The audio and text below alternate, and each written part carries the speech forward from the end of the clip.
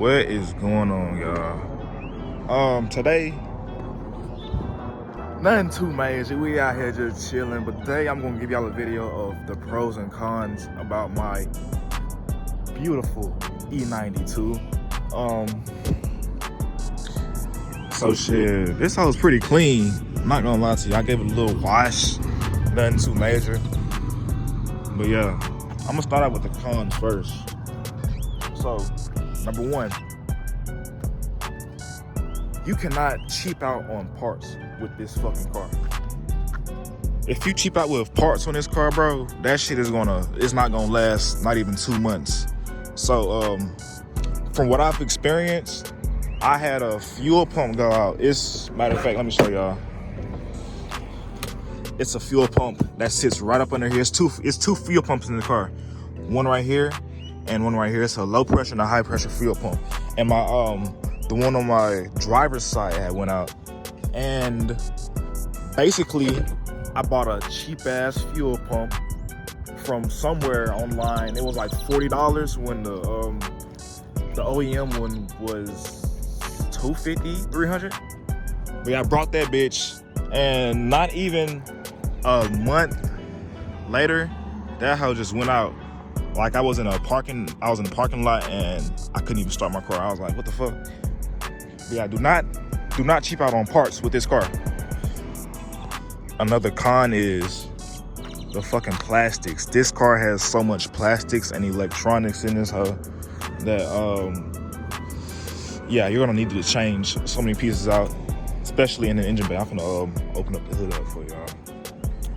And the engine bay and the interior. Let me pop it for y'all. Especially our thermostat. Thermostat is plastic. It's a thermostat housing that's plastic. And yeah, don't worry about my messy engine bay. But as you can see, thermostat sits right up under there. It's plastic. It's gonna break. If you replace the thermostat, go ahead and replace the water pump too. And as y'all can see, it's going bad. These inline 6 engines produce a lot of heat, and it's all contained in this engine bay.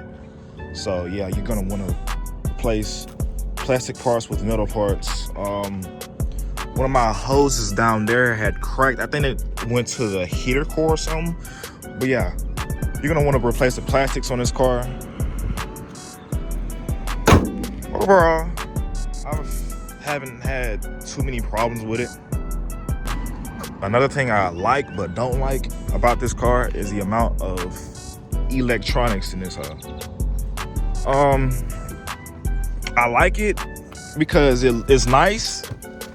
It's only nice if it works, okay? So right now my radio is out, and to get it fixed, it's like damn near $1,000 because I got to do a whole lot of shit. I went on YouTube and I tried to search for ways I can fix it, and it was like a connector I could put in the back of my car. But I already tried that, didn't work. The connector was like $7. If y'all want to, I can give y'all a link. It works for some, but for mine, it didn't. So, but yeah, electronics, it's outdated. We're gonna move on to things I do like about this car, okay? Things I like. I basically like everything about this car. All right, but number one, the fucking engine in this vehicle is bulletproof. It's a naturally aspirated inline 6. It's a N52, I believe. N52. This thing will last 300,000 miles if you take care of it. If you take care of it. But yeah, this N52 it's slow. Not gonna lie, it's slow, but it's a light car. So it will get up there, but it's definitely slow. I cannot compete with V6s or anything V. Yeah, it's slow, but it'll last. That's all.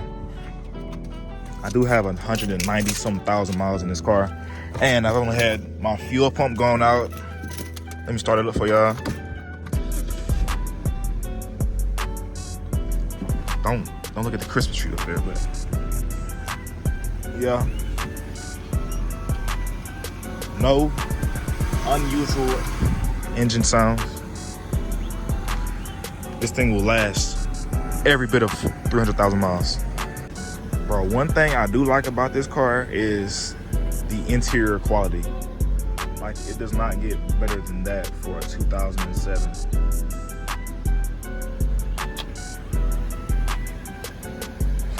Great starter car for any teenager out there. Mind you, 190,000 some miles.